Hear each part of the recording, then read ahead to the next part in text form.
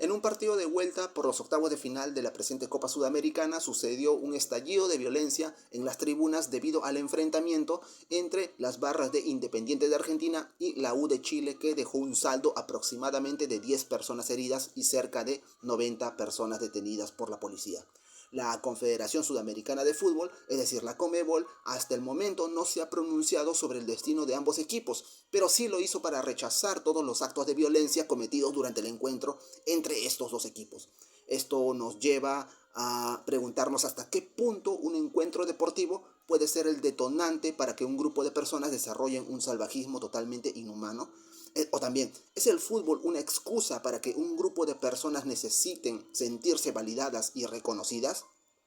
Esto es Apuntes de Filosofía, y en esta oportunidad o en este video abordaremos cómo el fútbol o el deporte moderno en general funciona como detonante para el estallido de la violencia a partir del sociólogo alemán Norbert Elias. Además, se abordará el concepto de la violencia a partir de la filosofía de Friedrich Nietzsche, el concepto de reconocimiento desde Hegel y los conceptos de mímesis y el de chivo expiatorio del filósofo y antropólogo René Girard. Así es que comencemos. Pues bien, el sociólogo alemán Norbert Elias, en su libro El deporte y ocio en el proceso de la civilización, nos menciona que la sociedad moderna ha intentado controlar y domesticar la violencia, relegándola y apartándola a espacios regulados como el deporte. Elías señala que al inicio las sociedades eran mucho más violentas y los conflictos a menudo se resolvían mediante la violencia física, pero conforme la sociedad fue avanzando se logró una pacificación de los comportamientos violentos.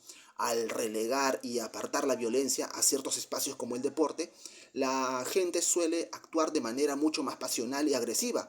Para Elías, el deporte representa batallas ficticias donde no solo es una actividad recreativa, sino que también sirve para liberar tensiones sociales reprimidas, como las tensiones entre las sociedades de los argentinos y chilenos por guerras o conflictos del pasado. Elías señala que a pesar de que el deporte controla a la gente, también en algún momento puede colapsar y por lo tanto la violencia puede salir a la luz de la manera más salvaje. Por otro lado, Nietzsche, en su libro Humano demasiado humano, nos habla del concepto denominado voluntad de poder, donde una fuerza innata y esencial emerge del ser humano y puede manifestarse en la colectividad, en la manera de una agresividad. Es decir, para que la agresividad se manifieste, debe de existir un impulso reprimido y regulado por la sociedad. Por lo tanto, para la generación de esa agresividad se debe de diluir la moral tradicional, que intenta siempre poner orden, pero que, como en el caso de los encuentros de fútbol, a veces se suele creer que hay un sentido de autoafirmación o sentido de supervivencia, como si de un encuentro deportivo dependiera la vida de uno mismo.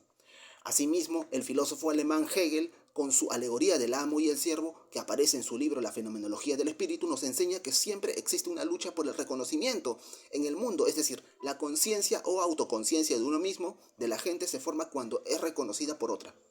Por ejemplo, los aficionados más agresivos y primitivos al librar una lucha a muerte estarían buscando el reconocimiento, y en el reconocimiento estos buscarían de manera primitiva ser vistos como los más fuertes y los más temidos, o como los dueños de un territorio. Es decir, no siempre es suficiente con ganar un partido de fútbol, sino que se debe desde esta perspectiva salvaje buscar a toda costa el dominio mediante la intimidación.